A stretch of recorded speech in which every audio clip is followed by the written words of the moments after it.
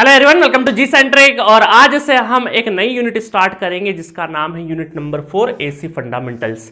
अब आप में से बहुत सारे लोग सोच रहे होंगे सर यूनिट नंबर 3 जो मैग्नेटिक सर्किट है वो क्या है। तो वो अभी हम लोग इसके साथ में पैरेलली ये थोड़ा सा कुछ वीडियोस इसके में पढ़ा दूं, कुछ लेक्चर्स आ जाए, कुछ क्वेश्चंस करवा दूं इसके ऊपर, क्योंकि ये कंटिन्यूएशन वाला पार्ट है जो हमने नेटवर्क थ्योरी का यूनिट नंबर 2 तक छोड़ा था ना। अब आपका जो मैंने यूनिट्स बनाई है वो आपके सिलेबस के, जो जेई का सिलेबस है, चाहे वो एसएससी जेई हो चाहे आरआरबी जेई हो, जो जेई सिलेबस फॉलो करता है उसके हिसाब से आपको यूनिट्स बना के दी है, जिसमें हमने बेसिक कॉन्सेप्ट यूनिट नंबर 1 पढ़ा, यूनिट नंबर 2 हमने सर्किट लॉ पढ़ा, यूनिट नंबर जो 3 है वो मैग्नेटिक सर्किट है, बट वो magnetic circuit related to network theory नहीं हो, मैग्नेटिक मटेरियल एक अलग से टॉपिक पढ़ाया जाएगा।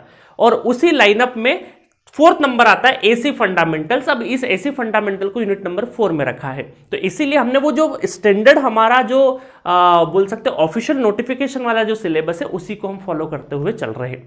अब देखिए ये जो यूनिट नंबर, खैर फर्क नहीं पड़ता है कि कौन सा फोल्डर है, वो यूनिट नंबर 3 वाला ऊपर वाला फोल्डर, यूनिट नंबर 4 का पहले, तो जो पहले लेक्चर आ जाए वो पढ़ लीजिए, कोई इशू नहीं है ना। और मैग्नेटिक सर्किट का आ जाएगा तो वो पहले पढ़ लेगा तो उसमें भी कोई दिक्कत नहीं, बट मैं रिकमेंड ये करूंगा यूनिट नंबर 2 के बाद यूनिट नंबर पहले 4 पढ़ना, उसके बाद यूनिट नंबर 3 पढ़ना, देन फिर हम लोग मशीन में शिफ्ट होंगे। अब देखिए, अब चूंकि जो नेटवर्क थ्योरी गेट के लिए पढ़ाया जाता है ना, तो उसमें तो अलग अलग टॉपिक्स होते हैं। अब इन्होंने जो जेई में जो सिलेबस दिया है वो एसी फंडामेंटल लिख दिया है, और इस एसी फंडामेंटल के अंदर क्या हुआ, स्टडी स्टेट एसी एनालिसिस भी दे दिया, थ्योरम्स वाला पार्ट भी, खैर थ्योरम्स वाला पार्ट तो कहीं डीसी में भी दे रखा है, बट एसी के ऊपर भी थ्योरम्स वाला पार्ट आ जाता है। साथ में आपको रेजोनेंस भी दे दिया है, इसमें रेजोनेंस के साथ में आपको ट्रांजिएंट बोल सकते हैं, आरएल और आरसी में रिस्पांस पूछा है आपका, दैट मींस कि वो ट्रांजिएंट का इंट्रोडक्शन मांग रहे हैं, और साथ में 3 फेज सर्किट का भी इंफॉर्मेशन है। तो इस एसी टॉपिक जो एसी फंडामेंटल्स है, इसके नीचे बहुत सारे सब टॉपिक आएंगे जो कि अपने आप में एक बड़ी बड़ी यूनिट्स है, बट हमें बहुत डिटेल वर्जन में नहीं पढ़ना, हमें बेसिक वर्जन में ही पढ़ना, जितना हमें जेई लेवल के एग्जाम्स के लिए रिक्वायरमेंट होगा उतना ही पढ़ना है। तो हम इसमें शुरुआत से मैं क्या करूंगा, आपको जब जी सेंट्रिक एप्लीकेशन पे आप जाएंगे जहां पे ये कोर्स बेहतरीन तरीके से चल रहा है, वहां पर एसी फंडामेंटल के अंदर भी मैं क्या करूंगा, फोल्डर बना दूंगा ताकि आपको एक क्लियरिटी रहेगी कि भैया ये रेजोनेंस का फोल्डर है, और ये हमारा स्टडी स्टेट एसी एनालिसिस का फोल्डर है, उसके बाद थ्योरम्स का फोल्डर है, उसके बाद ट्रांजिएंट का फोल्डर है, उसके बाद 3 फेज का फोल्डर है। तो आपको क्या होगा, रिवीजन करते टाइम पे लेक्चर्स को ढूंढना नहीं पड़ेगा, बहुत सहूलियत हो जाएगी। फिर इन फोल्डर्स के अंदर अपने अपने टाइप के रेजोनेंस, तो रेजोनेंस डिस्कस होगा, उससे रिलेटेड क्वेश्चन होंगे, यहाँ पे एसी एनालिसिस है वो डिस्कस होगा, थ्योरम होगा तो थ्योरम से रिलेटेड चीजें डिस्कस होगी। तो आपके लिए भी क्या रहेगा, एक दिमाग में बहुत अच्छे से सेटअप रहेगा। और देखिए गाइस क्या होता है कॉम्पिटिटिव एग्जाम में, ये सबसे बड़ी दिक्कत होती है कि किसी सब्जेक्ट को कितना ऑर्गेनाइज तरीके से आप पढ़ रहे हो ताकि आपके दिमाग में बहुत अच्छे से याद रहे, बहुत प्रॉपर सीक्वेंस से याद है।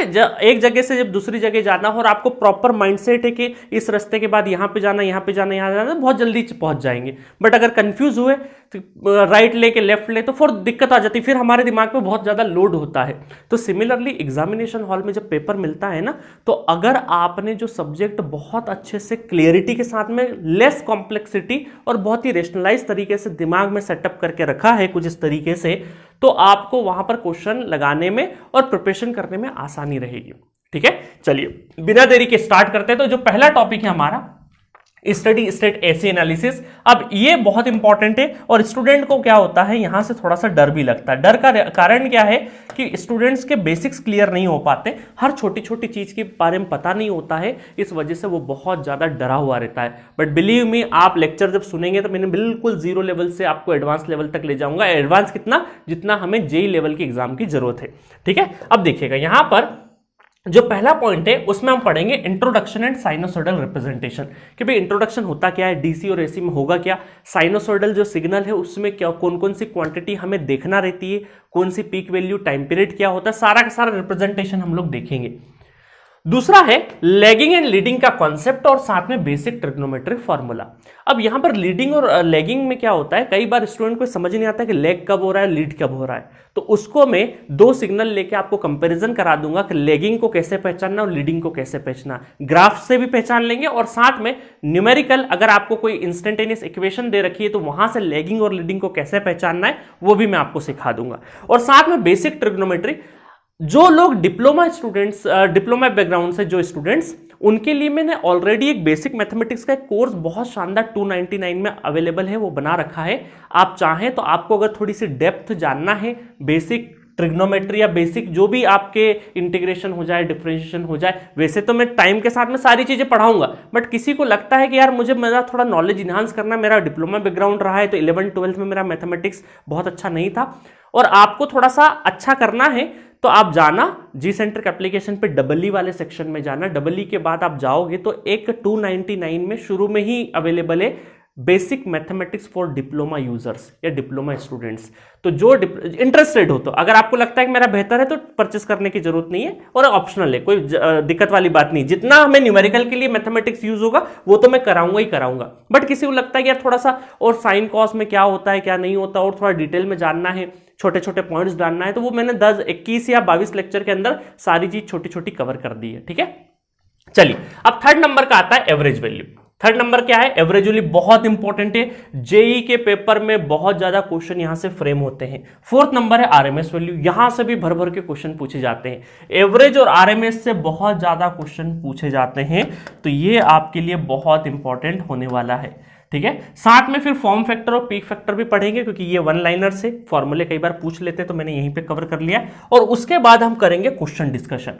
तो इतना पढ़ने के बाद फिर हम कम से कम अच्छे खासे 30, 40, 50 न्यूमेरिकल करेंगे बेहतरीन वाले, इनके आरएमएस फॉर्म फैक्टर से किस लीडिंग, लेगिंग, एवरेज वगैरह से किस तरीके से क्वेश्चन हुए, वो सारा का सारा क्वेश्चन डिस्कशन, इतना पोर्शन पढ़ने के बाद क्वेश्चन डिस्कशन कर लेंगे, ताकि ये हमारा हाथ बहुत अच्छे से चल जाएगा। उसके बाद हम क्या करेंगे? Introduction of phasors and instantaneous power. अब ये जो फेजर है ना, इसको बहुत डेप्थ में नहीं जाएंगे, एक बेसिक इंफॉर्मेशन दूंगा कि फेजर कैसे देखते हैं, फेजर को देखने के बाद किस तरीके से हम रिएक्ट करते हैं। ये इसलिए भी, अब जो ये वाला पोर्शन है ना नीचे वाला, ये यहां तो इंपॉर्टेंट है ही है, इसके साथ साथ आपको मशीन, क्योंकि भाई इंडक्शन मशीन, सिंक्रोनस मशीन को अगर सीखना है तो ये वाला नॉलेज बहुत प्रॉपर होना चाहिए आपको, कि किस तरीके से सर्किट का एनालिसिस, क्योंकि अल्टीमेटली कोई भी मशीन आप पढ़ेंगे तो उसका सर्किट बनाना पड़ेगा, उसको एनालाइज करना पड़ेगा। तो डीसी में तो बहुत आसानी से कर लेते हैं, बट एसी मशीन, हमारी 3 मशीन है, ट्रांसफॉर्मर, इंडक्शन मशीन और सिंक्रोनस मशीन, तीनों में आपको काम आने वाला, और इवन पावर सिस्टम में भी बहुत काम आएगा। इस वजह से ये जो सर्किट एनालिसिस वाला पार्ट है और फेजर एनालिसिस वाला पार्ट है, ये इस सब्जेक्ट के लिए बहुत ज्यादा इंपॉर्टेंट नहीं है, बट ये आने वाले सब्जेक्ट का बेसिक है। इस वजह से ये बहुत अच्छे से आप पढ़ के जाइएगा, मेरा रिकमेंडेशन है, क्योंकि जनरली स्टूडेंट क्या करते हैं, शॉर्टकट लेते हैं, तो यहां तो काम हो जाता है इस सब्जेक्ट के लिए, बट मशीन पावर सिस्टम सीख नहीं पाते। उनको लगता है मेरा मशीन और पावर सिस्टम वीक है, पता चले वो उसके पहले जो प्री रिक्विजिट चीज पहले से जो रिक्वायरमेंट थी उस सब्जेक्ट को सीखने के लिए छोटी छोटी, वो आपने यहां पे मिस कर दी, यहां पे गच्चा खा गए। ठीक है, तो ये आपको मैं सिर्फ इस सब्जेक्ट के लिए नहीं बोल रहा हूं, ये आपको बहुत बेहतर तरीके से मैं आप पढ़ाऊंगा, प्रॉपर तरीके से डेरिवेशन कराऊंगा। 1-2 लेक्चर ज्यादा लगे, 1-2 घंटे ज्यादा लगेगा, बट कम से कम आपका आने वाले जितने सब्जेक्ट है वहां कभी भी आप डिफिकल्टी फेस नहीं करेंगे, मेरी गारंटी है। ठीक है, तो ये हम लोग बहुत अच्छे से करेंगे। उसके बाद जेई लेवल के हिसाब से किस तरीके से क्वेश्चन पूछे जाते हैं, फ्रेम किए जाते हैं, इसको हम यहां पे क्वेश्चन डिस्कशन कर लेंगे। उसके बाद अगेन एक बहुत ज्यादा important AC power analysis. AC power, हमने डीसी पावर देखा ना, डीसी में कैसे देखते थे power, V × I² R V²/R। ऐसे ही एसी पावर में क्या होता है, active power, reactive power, apparent power, complex power, ये 4-5 तरह के, 5 तो नहीं बोलूंगा, 4 तरीके के पावर होते हैं, और मेजरली 3 बोलेंगे हम लोग, active, reactive and apparent and complex power में थोड़ी सी सिमिलरिटी से। ठीक है, तो ये बहुत छोटा टॉपिक, बहुत इंपॉर्टेंट टॉपिक, कोई भी जेई लेवल का एग्जाम या एई लेवल का एग्जाम इसके बिना, इस टॉपिक के बिना नहीं बन सकता। इस टॉपिक से चाहे कोई भी पेपर हो एई जेई का, वहां पे 2 से 3 न्यूमेरिकल होंगे ही होंगे। तो ये, और बहुत बड़ा भी नहीं है, मात्र आधे 1 घंटे का टॉपिक है, ये खत्म करेंगे और उसके ऊपर भर भर के हम क्वेश्चन डिस्कशन करेंगे। तो कुल मिला के ये जो हमारा सिलेबस का जो हिस्सा होने वाला है, ताकि आपके दिमाग में देखो क्लियरिटी रहे कि किसके बाद क्या चलेगा, किसके बाद क्या चलेगा, किसके बाद क्या चलेगा। तो हम शुरुआत में ये पढ़ेंगे, फिर क्वेश्चन डिस्कशन। तो 3 हिस्सों में क्वेश्चन डिस्कशन होने वाले हैं, पहले ये करके फिर क्वेश्चन डिस्कशन, फिर ये और फिर ये। ठीक है, तो इस तरीके से आपका पूरा का पूरा यहां पर मैंने सिलेबस कवर करा है, और इसको ही इसी सीक्वेंस में हम आगे बढ़ेंगे। सिमिलरली एसी फंडामेंटल्स में ये वाला खत्म हो जाएगा, फिर हम लोग रेजोनेंस में चले जाएंगे, फिर थ्योरम में चले जाएंगे, फिर ट्रांजिएंट में चले जाएंगे, फिर 3 फेज में जाके पूरा का पूरा यूनिट नंबर 4 आपका फिनिश हो जाएगा। ठीक है, चलिए स्टार्ट करते हैं बिना देरी के। तो पहला पॉइंट है, देखो introduction and representation of sinusoidal signal. अभी तक देखो क्या होता था, अभी तक हमने जो हमारी 2 यूनिट पढ़ी है उसमें क्या हुआ कि एक सर्किट गिवन होता था, एक सर्किट गिवन होता था और हम क्या करते थे यहाँ पे, हम यहाँ पे जो इनपुट होता था, इनपुट देखो इनपुट कैसा होता था, डीसी टाइप का होता था, डीसी टाइप का इनपुट। डीसी टाइप का मतलब हम लोग अगर वेवफॉर्म के तौर पे देखें, वोल्टेज या फिर करंट किसी का भी एज्यूम कर लो, ठीक है, तो वो क्या होता था, टाइम के साथ में वेरी नहीं होता था, एकदम कांस्टेंट बना होता था। 5 वोल्ट 10 वोल्ट बैटरी, देखो या तो करंट सोर्स लगा होता था, या तो प्लस माइनस वोल्टेज सोर्स होता था, या प्लस माइनस या फिर एरो के साथ में करंट सोर्स होता था। यही इनपुट होते थे, है ना। सर्किट में जो इनपुट का काम करता था यही करता था, और इनका नेचर कैसा होता था, डीसी नेचर होता था, मतलब टाइम के साथ में वेरी नहीं होने वाला, मतलब टाइम इनवेरिएंट होता था। इनपुट क्या होता था, टाइम इनवेरिएंट होता था। और हमें आउटपुट कैसा मिलता था, आउटपुट भी डीसी नेचर का ही मिलता था, ठीक है। हमसे आउटपुट में या तो करंट पूछा जाता, वोल्टेज पूछा जाता है, पावर पूछा जाता था, और हमने बहुत सारे क्वेश्चंस करे। तो ये जो आउटपुट भी होता था, ये भी इसका नेचर भी क्या होता था, डीसी टाइप का ही नेचर होता था, जिसको हम क्या बोलते थे, टाइम इनवेरिएंट। टाइम के साथ में वेरी नहीं हो रहा है, कांस्टेंट बना हुआ है। तो इनपुट भी डीसी, आउटपुट भी डीसी, है ना, इस तरह का रहता था। तो ये अभी तक हम लोगों ने डीसी में यूनिट नंबर 2 तक डीसी का पढ़ा। अब एसी में सर नई चीज क्या है, एसी में नई चीज ये है कि अब यहां पर जो सर्किट गिवन होगा उसमें जो इनपुट होगा वो टाइम के साथ वेरी करेगा, टाइम के साथ वेरी करेगा, मतलब टाइम वेरिएंट हो जाएगा वो, ठीक है। तो जो आउटपुट भी होगा वो भी हमें टाइम वेरिएंट के फॉर्म में ही मिलेगा। अब टाइम वेरिएंट सिग्नल बहुत सारे तरीके के हो सकते हैं, मतलब टाइम के साथ वेरी कराना। देखो टाइम के साथ वेरी नहीं हो रहा था, हमेशा 5 वोल्ट था। अब यहां पर क्या होगा, टाइम के साथ वेरी होने वाले सिग्नल है, थोड़ी देर के लिए वोल्टेज हो चाहे करंट हो, कोई भी हो, हमें एक क्वांटिटी लेनी है, कोई भी वोल्टेज या करंट किसी को भी ले सकते हैं।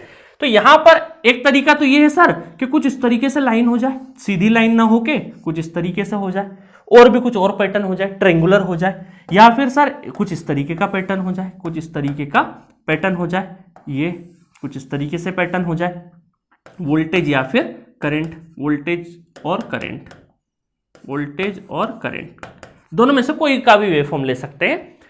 तो आपको यहां क्या पता चला कि कोई सर्किट में, है ना, ये सर्किट था, यहां पे हमारा कांस्टेंट इनपुट था, कांस्टेंट आउटपुट मिला, उसी को हम डीसी बोलते हैं। बट यहां पर क्या हुआ, इनपुट जो था वो टाइम के साथ में वेरिएबल था, और वेरिएबल था तो सर हमने इसको एसी क्यों बोल दिया, अल्टरनेटिंग। एसी का फुल फॉर्म अगर देखें तो अल्टरनेटिंग करंट, है ना। एसी को मतलब क्या बोल सकते हैं, अल्टरनेट। ए फॉर ये जो एसी है ना हमारा, ये एसी ए का, इसका नाम क्या है, अल्टरनेटिंग, क्या है, अल्टरनेट। तो आप देखो यहां पर हमने फिर पाया कि अगर हम टाइम वेरिएंट सिग्नल दे रहे हैं तो हमें आउटपुट में भी टाइम वेरिएंट सिग्नल ही मिलेगा। अब हमें चूज करना है कि ट्रायंगुलर चूज करें या साइनोसॉइडल चूज करें।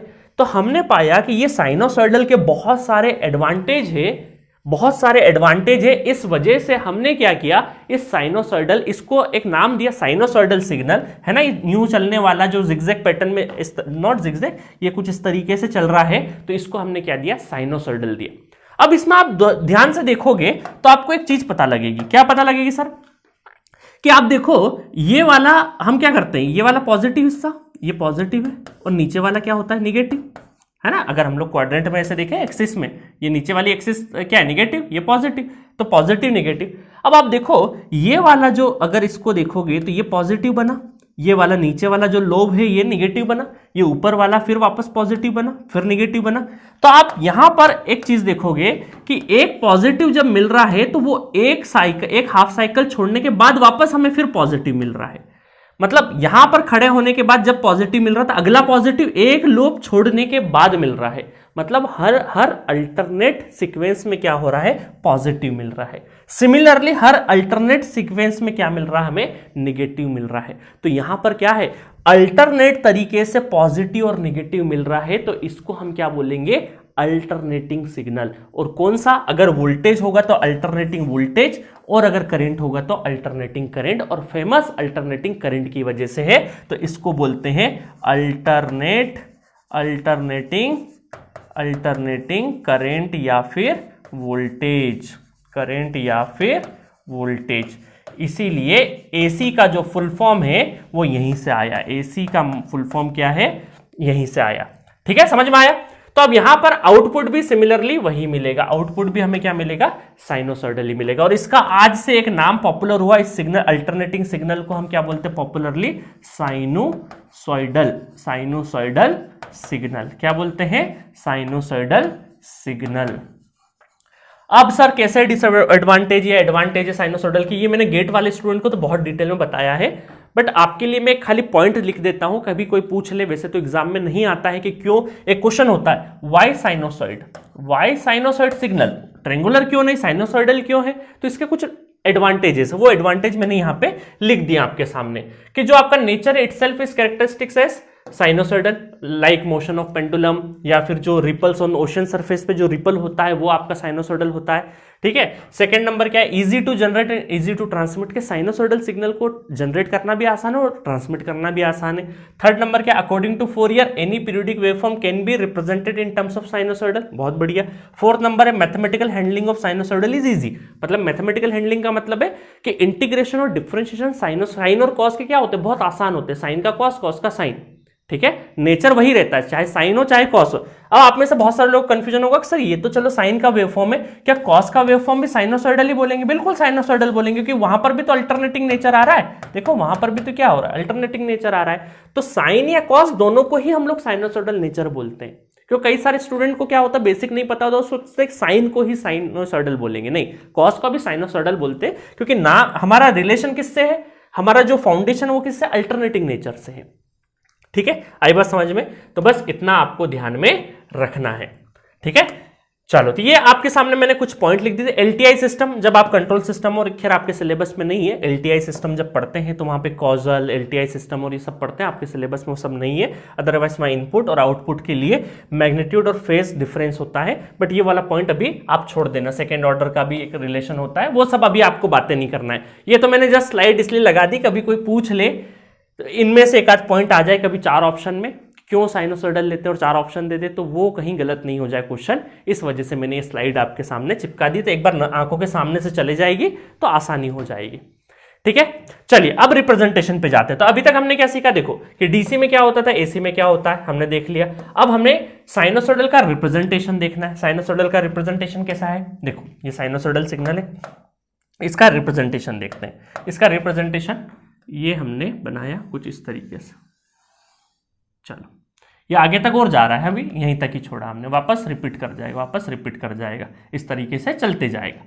अब यहां पर आप देखिएगा, ये जो एक्स एक्सिस है, ये जो एक्स एक्सिस है, इसको बोलते हैं हम लोग ओमेगा टी, आर्ग्यूमेंट। क्या बोलते हैं इसको, आर्ग्यूमेंट। ओमेगा टी को क्या बोलते हैं, ओमेगा टी को बोलते हैं आर्ग्यूमेंट, आर्ग्यूमेंट इसका नाम है ना, कहीं पूछ ले तो ओमेगा इंटू टी। अब बोले सर टी और ओमेगा क्या है, वो भी बताऊंगा, है ना, टेंशन मतलब हर छोटी छोटी चीज बताऊंगा।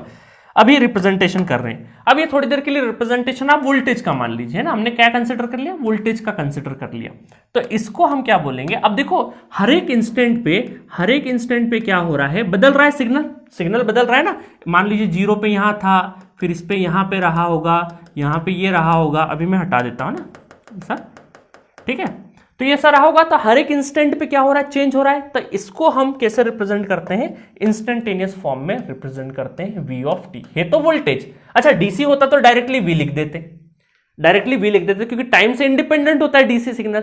बट आपका जो एसी सिग्नल होता है वो टाइम के हिसाब से चेंज हो रहा है, टाइम के साथ वेरिएशन है, टाइम वेरिएंट है, तो हमें टाइम के फॉर्म में लिखना पड़ेगा, तो कोई भी क्वांटिटी हुई, सपोज करो वोल्टेज, करंट, कोई भी चीज हुआ, देखो वोल्टेज हुआ, करंट हुआ, पावर हुआ, इन सब के ब्रैकेट में हमें क्या लगाना पड़ेगा, जब वो इंस्टेंटेनियस कहलाएंगे तो हमें कुछ इस तरीके से रिप्रेजेंट करना पड़ेगा। तो आज से एक नई चीज पता लगी कि जो v ऑफ टी है वो क्या होता है, इंस्टेंटेनियस वोल्टेज।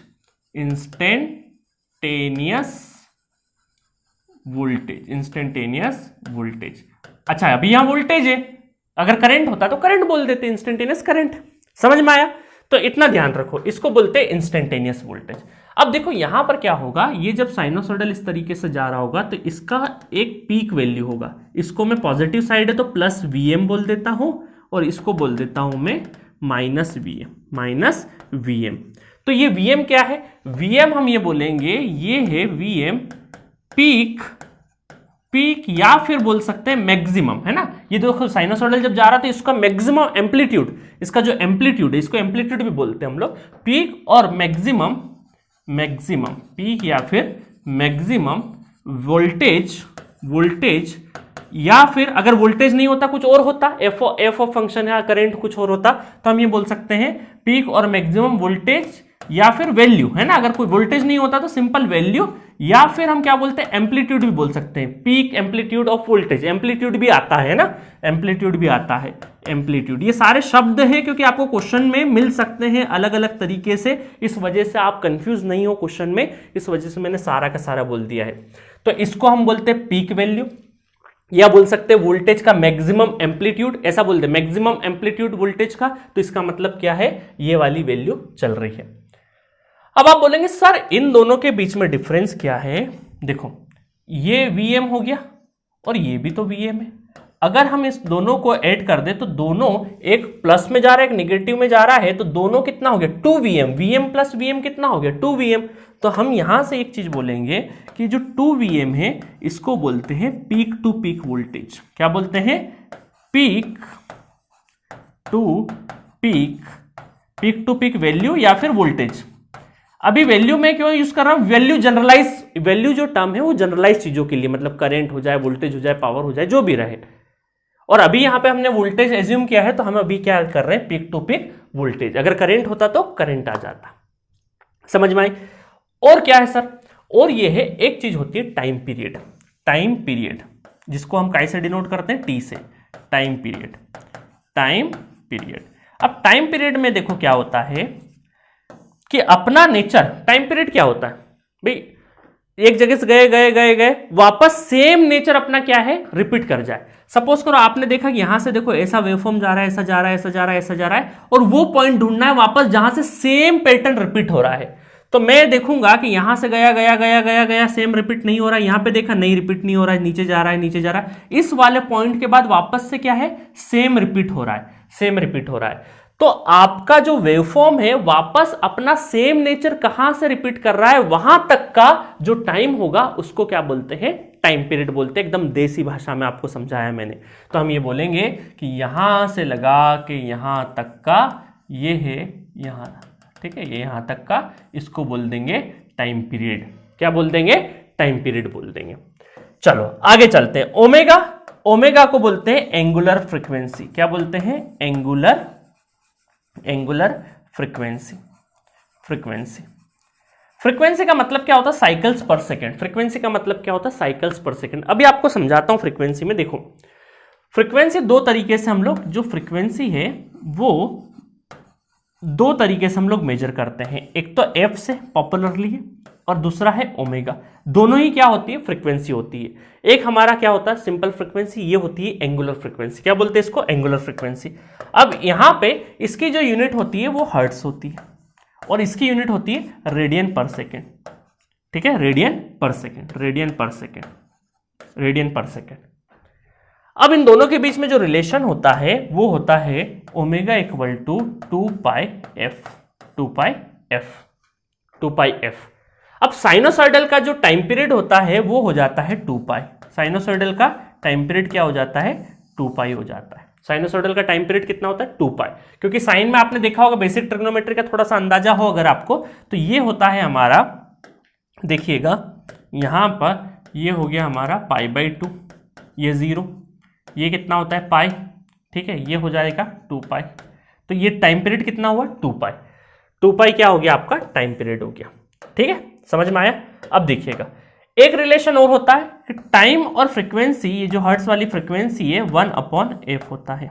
ठीक है, तो ये बहुत इंपॉर्टेंट रिलेशन है जो कि बहुत सारी जगह पे आपको काम आ सकते हैं। बहुत सारी जगह आपको खैर पता होंगे, आपको पता होंगे क्योंकि पहली बार नहीं पढ़े रहे, बट आपके सामने छोटी छोटी चीजें भी एक नोट्स पॉइंट के रूप में रहेगी तो अच्छा रहेगा। ठीक है, मैं बिल्कुल जीरो से पढ़ा रहा हूं, बिल्कुल जीरो से। तो ये पूरा का पूरा हमारा क्या था, रिप्रेजेंटेशन था। अब देखो ये जो पाई है ना, पाई को दो अलग अलग तरीके से वैल्यू लिखते हैं, ये भी मैं आपको बता ही देता हूं यहाँ पे, नहीं तो फिर कंफ्यूज होंगे। ये जो पाई है ना, पाई को दो तरीके से लिख सकते हैं। एक तो 3.14 वैल्यू होती है इसकी, और एक होती है 180 डिग्री। एक होता है डिग्री में और एक होता है रेडियन में। ये हो गया रेडियन में और ये हो गया डिग्री में। डिग्री में बहुत सारे स्टूडेंट को क्या होता है, रेडियन से डिग्री चेंज करने में दिक्कत आती है। रेडियन से डिग्री चेंज करने में दिक्कत आती है, वो भी बहुत आसान होता है, ऐसा कुछ भी नहीं है। देखो सपोज करो एक वैल्यू है आपकी रेडियन में, एक वैल्यू आपको दे रखी 3 दे रखा है रेडियन में, ये काय में रेडियन में, इसको डिग्री में चेंज करना है। तो इसको डिग्री में हमको चेंज करना है तो हमें क्या करना पड़ेगा, 180 डिग्री डिवाइडेड बाई पाई। तो क्योंकि पाई रेडियन में होता है तो पाई से पाई मतलब देखो ये रेडियन में, ये रेडियन में और ये डिग्री में, हमें चेंज काय में करना था, ये 3 जो रेडियन था इसको हमें डिग्री में चेंज करना था। तो हमने 180 डिग्री बाई पाई से क्या कर दिया, डिवाइड करके इसको मल्टीप्लाई कर दिया। तो अब रेडियन से रेडियन कैंसल, अब इसको सॉल्व कर लेना, पाई की जगह 3.14 रख लेना, तो आपका काय में आ जाएगा, डिग्री में आ जाएगा।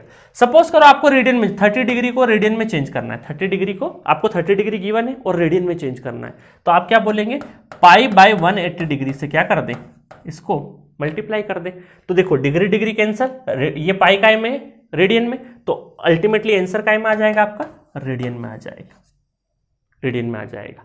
तो देखो आप अपन करके देखते हैं 30 डिग्री को, तो ये 3 छंग 18, तो देखो पाई बाई 6 बोलते हैं ना, 30 डिग्री आपने देखा होगा 30 डिग्री और पाई बाई 6 एक ही बात है, एक ही बात है, ठीक है। जैसे यहाँ पे पाई बाई 2 है, पाई बाई 2 है ना, तो देखो पाई बाई 2 है तो पाई बाई 2 आपका रेडियन में है, डिग्री में करना है तो 180 डिग्री बाई पाई, तो पाई से पाई कैंसल, ये कितना हो 90, तो देखो 90 डिग्री तो है ना, 90 डिग्री पे तो रहता है, इसको 90 डिग्री तो बोलते हैं, है ना। तो आसान है।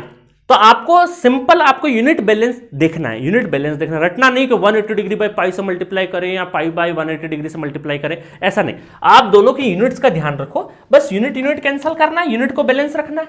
रेडियन चाहिए तो डिग्री डिग्री कैंसिल होना है, और डिग्री चाहिए तो डिग्री चाहिए तो रेडियन रेडियन कैंसिल करना है, और रेडियन चाहिए तो डिग्री डिग्री कैंसिल करना है। बस उस तरीके से रेशो वही होगा, या तो 180 डिग्री बाई पाई होगा या पाई बाई 180 डिग्री होगा। तो एक चीज और नई चीज बता दी मैंने, रेडियन से डिग्री को कैसे चेंज करते हैं, क्योंकि बहुत इंपॉर्टेंट है।